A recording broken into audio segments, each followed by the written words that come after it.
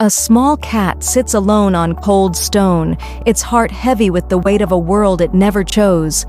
The city's noise never reaches its heart, only silence and the cold embrace of darkness. Its reflection shivers in the water, holding all the pain and anger inside. Then slowly, lanterns begin to glow, one by one, casting hope across the darkness. The ripples soften, the cat blinks, its shoulders easing as the glow wraps gently around it.